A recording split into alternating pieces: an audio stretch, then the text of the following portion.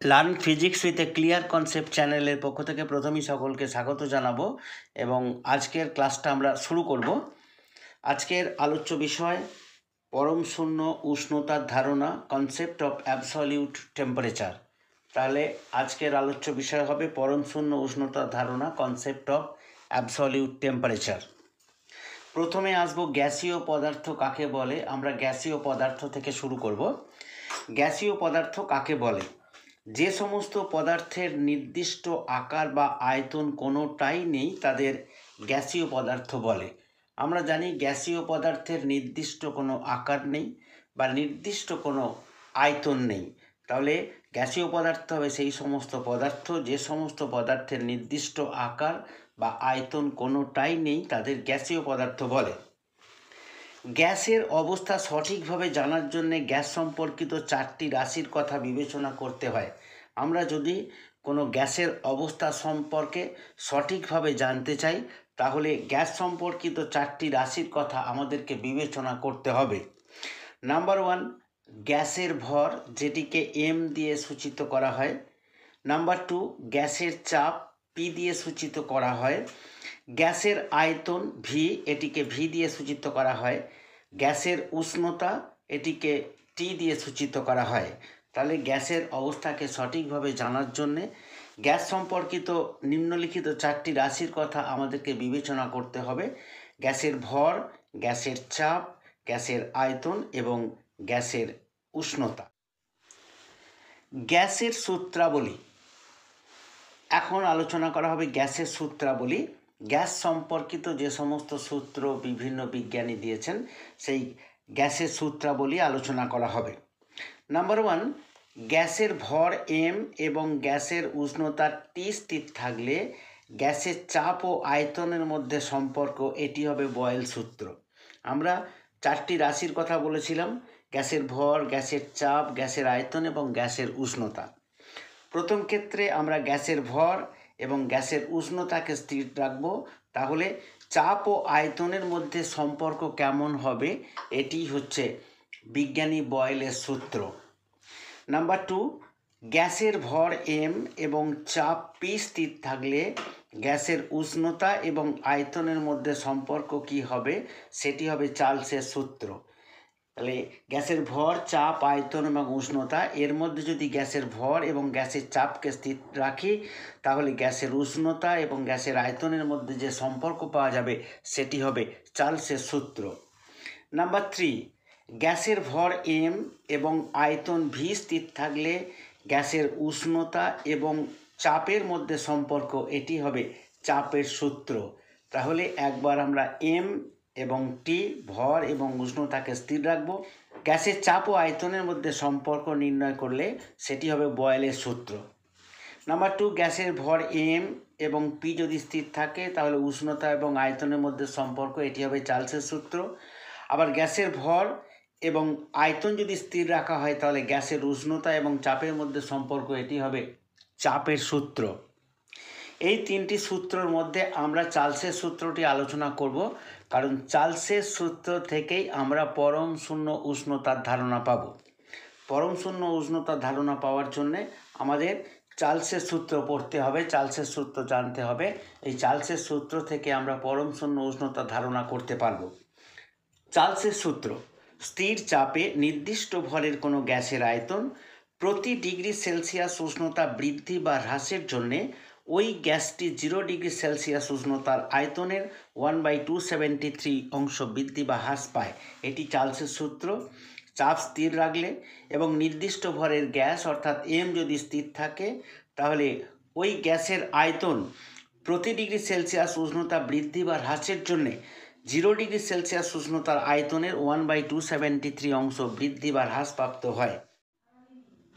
চার্লসের সূত্রের গাণিতিক রূপ: ধরি নির্দিষ্ট ভরের কোনো গ্যাসের 0 ডিগ্রি সেলসিয়াসে আয়তন হচ্ছে V0। কিছু পরিমাণ গ্যাস নেওয়া হয়েছে, গ্যাসের ভরটি নির্দিষ্ট রাখা হয়েছে এবং 0 ডিগ্রি সেলসিয়াস উষ্ণতায় আয়তন হয়েছে V0। এক্ষেত্রে চাপকে স্থির রাখা হয়েছে। তাহলে 0 ডিগ্রি সেলসিয়াস উষ্ণতায় স্থির চাপে নির্দিষ্ট পরিমাণ কোনো গ্যাসের আয়তন হচ্ছে V0।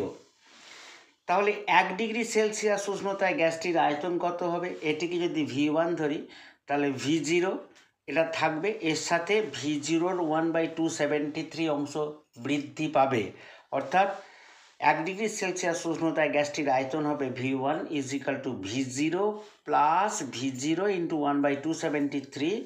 এই দুটো থেকে V0 কমন নিলে হবে 1 প্লাস 1/273।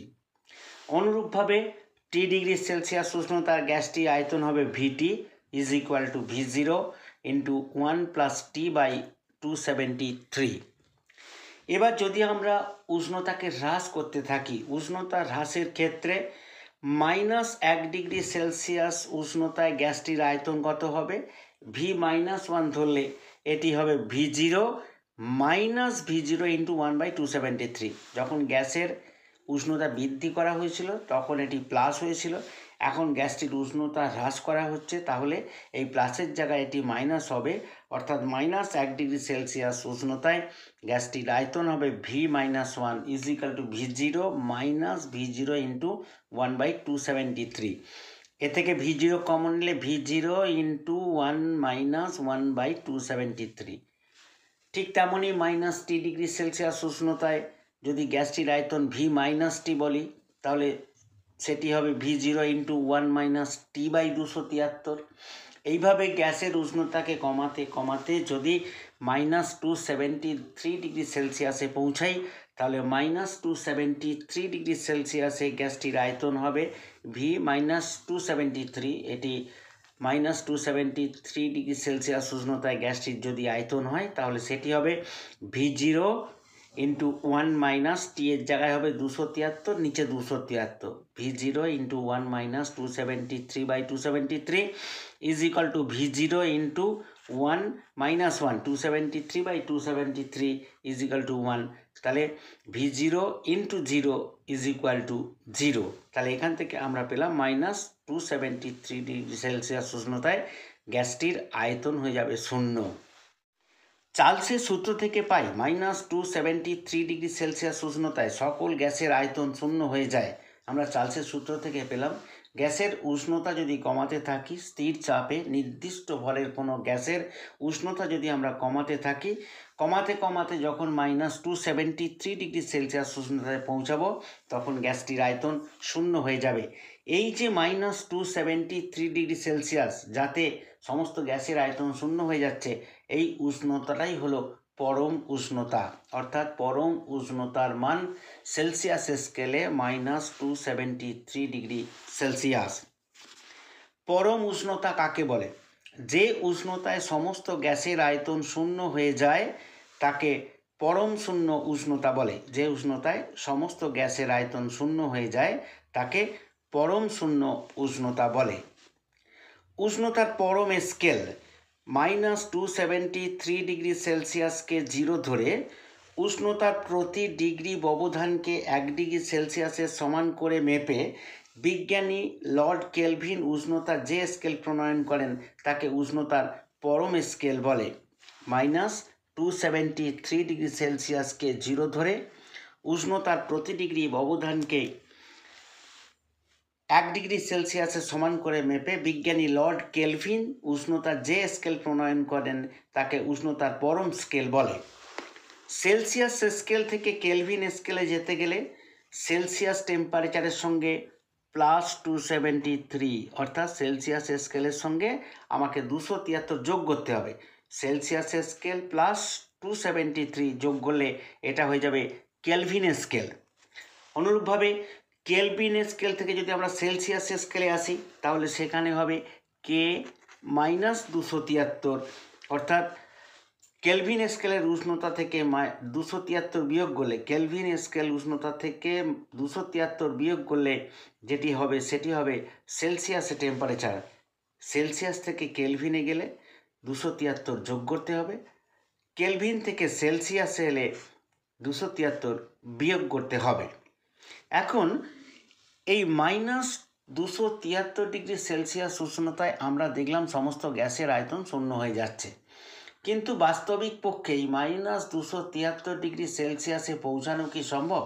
উত্তর হবে না। -273°C কোনো গ্যাসেরই উষ্ণতাকে নামানো যাবে না, কারণ এর অনেক আগেই গ্যাসটি তরল হয়ে যাবে এবং একসময় ওই গ্যাসটি কঠিনে পরিণত হবে, তখন এটি আর গ্যাসের ধর্মকে মেনে চলবে না।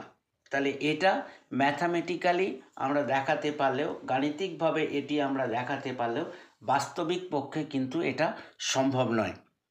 আজকে এই পর্যন্তই। আমার ক্লাসটা শোনার জন্য সকলকে ধন্যবাদ। ক্লাসটা ভালো লাগলে অবশ্যই একটা লাইক দেবে, বন্ধুদের সাথে শেয়ার করবে এবং চ্যানেলটিকে সাবস্ক্রাইব করবে। অবশেষে আরও একবার সকলকে ধন্যবাদ জানিয়ে আজকের ক্লাসটা আমি শেষ করছি। নমস্কার।